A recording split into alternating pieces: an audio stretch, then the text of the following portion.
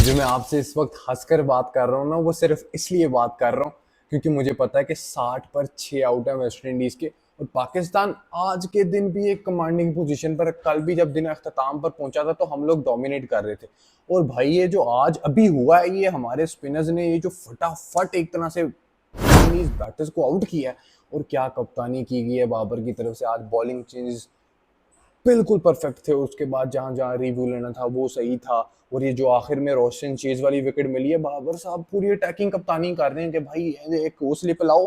रोशन chase दिन की आखिरी बॉल गिर रही है, वो एक प्रेशर बनता है जी, स्लिप भी लगी है तो अली उस्मान साहब विकेट लेकर चले जाते हैं। सो इस काम के लिए आपको क्रेडिट देना चाहिए। लेकिन अब कल कौन बैटिंग करेगा? जस्टिन ग्रीव्स और ब्रेंडन किंग शायद कर सकते हैं। बैक स्पैजम उसको हुआ है, बट अब पता नहीं कल आकर वो बैटिंग करेगा या नहीं करेगा। लेकिन ब्रेंडन किंग ने ना आज पूरे पाकिस्तानियों का दिन खराब किया यार। ये मनहूस खुद इंजर्ड होकर बाहर चला गया और साढ़े मुंडे की सेंचुरी नहीं होने देती। साढ़ा मुंडा भी देखो ना कितना बेताब। आज पूरे दिन ना लोगों ने मेरे हाल से एक्साइटमेंट बनाई होगी कि भाई आज फटाफट मैच दिलाना है, दुकानें शुकानें बंद करनी है, काम शाम बंद करके बाबर की आज सेंचुरी देखनी है। सब लोग जाते हैं जी आज कि भाई यार बाबर सेंचुरी करेगा। बाबर साहब को कुछ ज्यादा ही जल्दी थी। हमने तो कहा भी नहीं बाबर को कि बाबर तुमने तेज खेलना है। बाबर को वो जो सिंगल ली ना बाबर ने, भाई 1317 दिनों के बाद सेंचुरी आनी थी। लेकिन अब लगता है दोबारा से इंतजार करना पड़ेगा कल का। फिर भी मुझे यह है कि भाई अगर ये आ जाता है ब्रेंडन किंग और हम लोग पार्टनरशिप लगवा देते हैं, क्योंकि हम लोग तो ये काम करते होते हैं। क्योंकि पिछली इनिंग में भी हमने जो आखिरी 4 विकेट थी, 70 रन आखिरी 4 विकेट से खाए थे।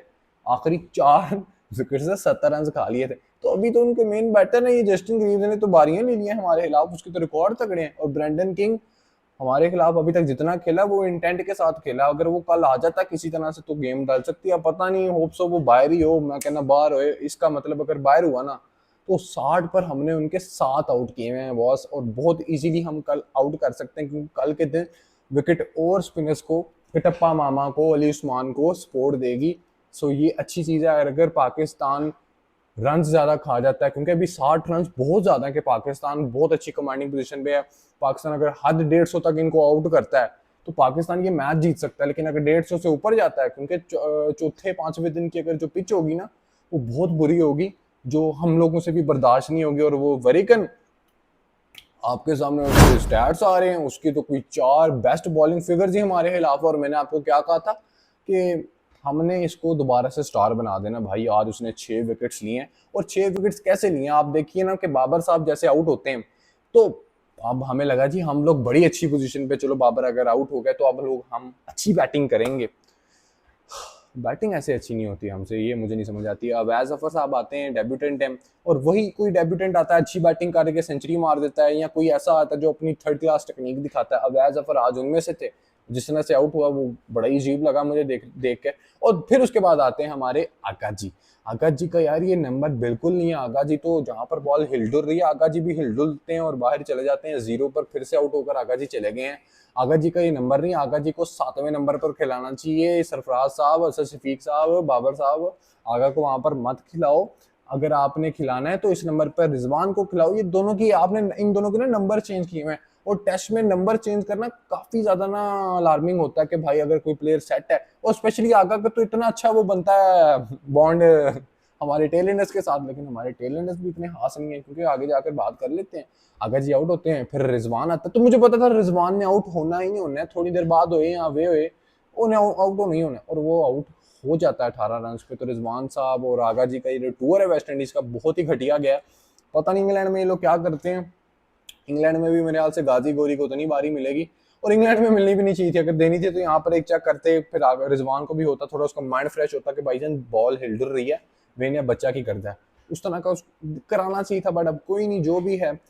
फिर उसके बाद आते हैं साजिद साहब। अब अली उस्मान से पहले भेजा गया एक बॉलर को, साजिद खान को। क्यों? क्योंकि वो अली उस्मान जो पिछली इनिंग में बैटिंग कर रहा था पिछले टेस्ट मैच में, वो बहुत ही फजूल थी। मतलब टेक्निक ही नहीं थी लग रही, आगे आगे जा रहा था वो। आज साजिद खान साहब आते हैं, कुछ तकरीबन 72 गेंदे खेलते हैं और 30 रन करते हैं। अब साजिद के 30 रन देखो, इमाम, रिजवान, आगा जी, इनके तीनों के रन मिलाए ना तो 32 बनते हैं। अकेले साजिद खान के 30 रन है। और जो उसने अब्दुल्ला शफीक के साथ बारी लगाई, अब्दुल्ला शफीक ने तो जो आज 160 मारा ना बॉस, जब जब वो 100 मारता है तो वो पूरी कोशिश करता है या 150 बनाऊं या 200 बनाऊं।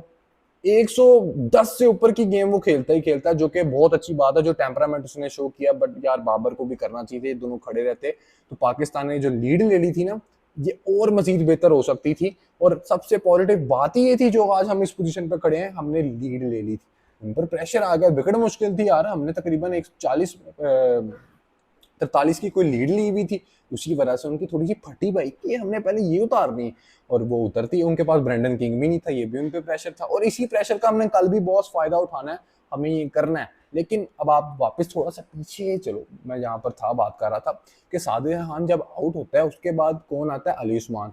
थोड़ी देर वो खेलता है, उसने कोई 2 चौके लगाए और गेंदें पिछली दफा तो उसने ज्यादा खेली। अब्दुल्ला शफीक साहब, अब ऐ तो गल नहीं ना कि हुण अब्दुल्ला ने भी नहीं उन्होंने स्ट्राइक देनी, खेडना नहीं, लंबा नहीं खेडना, अली उस्मान बैटिंग नहीं कर लेता, तो अब्दुल्ला साहब स्ट्राइक देते हैं। एक बॉल रुकती, दूसरी बॉल पे वरीकन साहब चमड़ते हैं, आउट हो जाते हैं। फिर अगली बॉल पे कौन आता है, उबैद शाह, एक बॉल रुकता है, फिर आउट, फिर मोहम्मद अली आते हैं तो आउट हो जाते हैं। तो नॉन स्ट्राइक रन पर नॉट आउट अब्दुल्ला शफीक खड़े रहते हैं। बट अब मैं कह रहा था कि यार ठीक है, जिन्ना खेलना सी खेल है, हमारी औकात इतनी है, क्योंकि हमने कोलैप्स थोड़ा सा ऊपर भी किया बाबर के आउट होने के बाद, और साजिद के जाने के बाद भी हमने वो कोलैप्स दिखाया। देखो साजिद के बाद जो बॉलर है उसके बाद भी हमने कोलैप्स एक करके दिखाया, जो कि अच्छी बात नहीं है, लेकिन ये हमारी रिवायत है, तो इसको हमने बरकरार रखना है।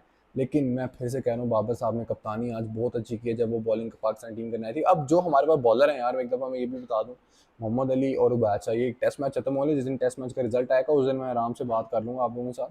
देखो ना यार, दोनों मतलब कुछ नहीं लग रहा। हाँ मैं मानता हूँ बॉलर्स के लिए कुछ भी नहीं है, बट हमारे बॉलर्स की पेस ही नहीं है, ठीक है। वही शहीन वाले साहब के मुल्तान के पट्टे पे शहीन साहब 127 मार रहे हैं, समझ आ रही, वही हिसाब है, फिर 127 मोहम्मद अली भी मार रहा है, कोई चीज नहीं ऐसे आ रही, ठीक है। तो अब देखते हैं कल आकर हम लोग क्या करते हैं, टेल एंडर से रन खाएंगे या फिर हम लोग जल्दी जल्दी आउट करके ये टेस्ट मैच जीतेंगे और सीरीज को ड्रॉ करेंगे। इंग्लैंड सीरीज से पहले ये बहुत इंपॉर्टेंट होगा पाकिस्तान टीम के लिए, होप सो हो जाए यार कल। तो अब बात करते हैं heroes and zeros of the day की कैटेगरी पर। तो मैंने जो हीरोज ऑफ द डे की कैटेगरी में प्लेयर्स को रखा हुआ है, सबसे पहला प्लेयर है हमारे आका जी। आका जी से बिल्कुल नहीं रन हो रहे, जरा सी बॉल हिलती जुलती है तो ये आउट होकर चले जा रहे हैं इसी टूर पे। एक तो नंबर भी नहीं सही, लेकिन फिर भी आका जी आप सीनियर प्लेयर हो, कुछ तय करके बहाओ सानू डांस के अलावा। दूसरे नंबर पर रिजवान को मैंने रखा है। रिजवान का भी वही हिसाब है, वो आता है थोड़ी देर के लिए, पता होता है कि उसने आउट होना, लेकिन थोड़ी देर के लिए वो स्टे कर जाता है, आगा जिससे अच्छा वो स्टे कर जाता है, बट उसके भले से रन नहीं आ रहे। कीपिंग चलो ठीक है, माड़ी मोटी वो कर रहे हैं, लेकिन बैटिंग में तो रन करो ना, इतना क्रूशियल आपका नंबर है, छठा नंबर है, वहां पर आकर आपको रन करने होते हैं। तो आका जी के बाद रिजवान दूसरे नंबर पे। तीसरे नंबर पर जो मैंने प्ले रखा है वो हमारा अवैज जफर रखा है, डेब्यूटेंट। मैंने फिर आपको बता दूं कि हमारी लिस्ट में डेब्यूटेंट है, बड़ा खिलाड़ी, छोटा खिलाड़ी, सारे आएंगे हमारे अवार्ड लेने ये वाले, तो अवैज जफर यहाँ पर है। अब बात करते हैं हीरोज ऑफ द डे की कैटेगरी पर। तो सबसे पहला जो हमारे दिन का हीरो है वो हमारे कटप्पा मामा है बॉस। इसने बैटिंग से भी 30 रन किए हैं, और बॉलिंग में तो वेस्ट इंडीज की बैटिंग लाइनअप को खा पी ही गया। कटप्पा, शाहजहान, नुमान चाचू की जोड़ी खत्म, अली उस्मान की जोड़ी शुरू, उन कंडीशन में जहाँ पर बॉल थोड़ा स्पिन को सपोर्ट देता है, वरना दोनों फारे। दूसरे नंबर पर अब्दुल्ला शफीक ही रखा है बॉस। बाबर के आउट होने के बाद एक तरह से देखा जाए तो वो 150-160 रन करना, 100 के बाद कल 100 हुआ और आज 60 ऊपर हुए, ये बहुत अच्छी बात थी, पाकिस्तान टीम को जरूरत थी। नॉट आउट बाहर आया, तो दूसरे नंबर पर अब्दुल्ला शफीक। तीसरे नंबर पर जो हमने शहजादा रखा हुआ है, वो हमने वो शहजादा रखा है जिसको हमने सड़क से उठाकर स्टार बना दिया है। वो वेस्ट इंडीज का वाइस कप्तान है वरीकन। भाई क्या बॉलिंग करता है पागल, हमारे खिलाफ पागल ही हो जाता है। आज 6 विकेटें लेकर गया, इससे पहले उसने 7 भी ली हैं, 5 भी ली हैं, 4 भी मेरे हाथ से नहीं, आपके सामने स्टार्ट्स आ रहे होंगे। सो ये हीरोज ऑफ द डे की कैटेगरी में लाजमी बनता है, वेस्ट इंडीज को उसने काफ़ी सपोर्ट दे दी थी आज। सो यही थी आज की वीडियो को लाइक करना, पेज को फॉलो कर देना। 50,000 फॉलोअर्स करवा दो यार, क्या कर रहे हो फेसबुक पर, 50,000 थोड़े से रह गए हैं, करवाओ ना यार, क्या करते हो। सब्सक्राइब करना होगा यूट्यूब चैनल को तो लाजमी कर देना। वीडियो को लाइक करो, शेयर मत किया करो, कमेंट कर दिया करो कि आपको कैसा लग रहा है मैच के हवाले से, अपना ओपिनियन दे देना। इस वीडियो में इतना ही, बाय बाय।